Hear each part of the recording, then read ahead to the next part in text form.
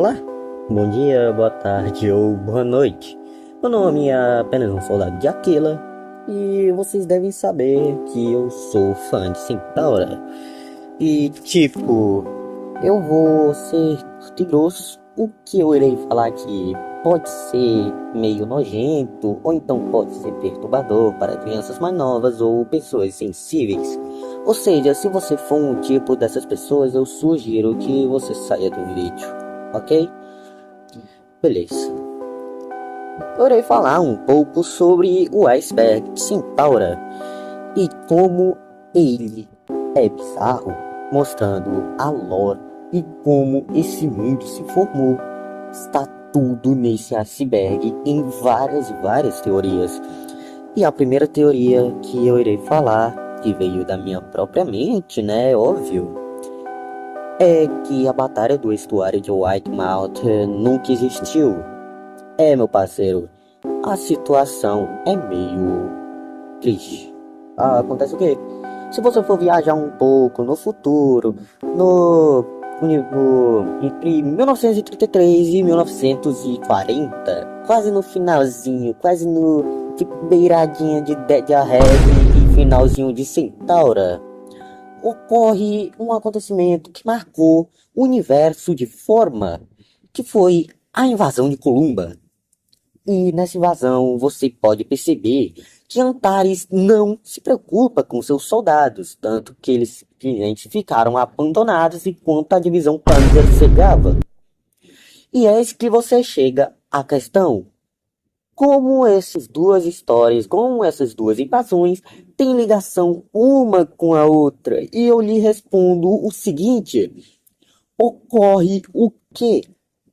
Ocorre que eles estavam sem suprimentos e também não tinham muito do que fazer. Eles estavam sem suprimentos e como Antares simplesmente ignorava as suas tropas de infantaria leve que estavam lá, tanto infantaria leve quanto infantaria naval, ocorreu o quê?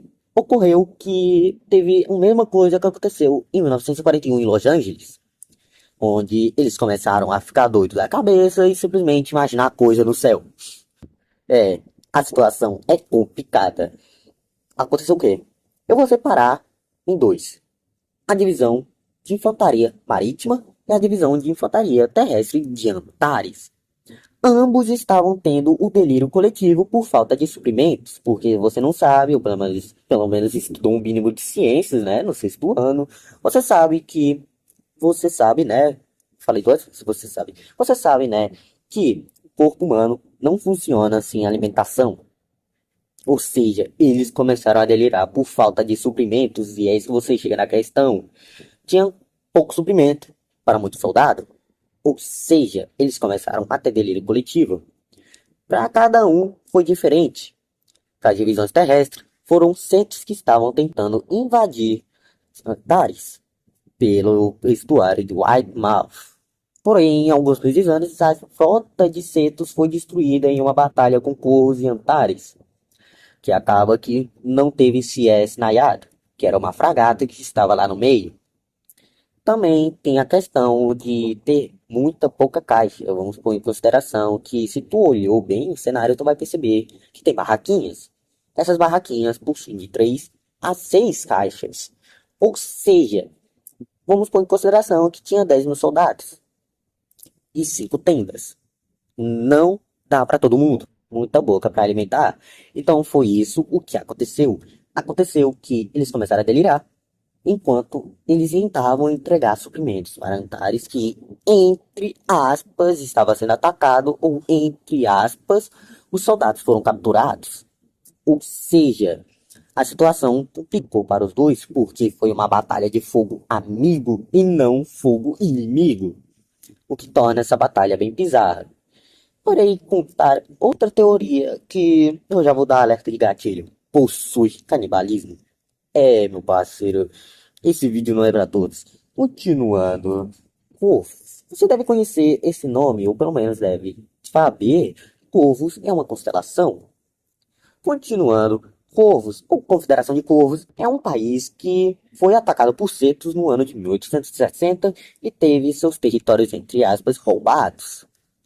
ocorre o que esses territórios roubados eram os mais ricos de corvos. Ou seja, a situação começou a apertar para corvos. Mas, Miguel, o que isso significa isso? O que é que você vai falar sobre corvos e canibalismo? Ocorre o quê? Corvos não tinham mais suprimentos para alimentar seus soldados, da mesma maneira que Antares também não tinha.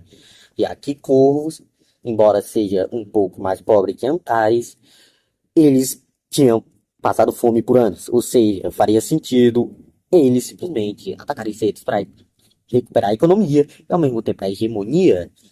E ocorre o que? Pela falta de suprimentos, se tu for perceber que tem alguns soldados mortos no cenário, principalmente de Cetos.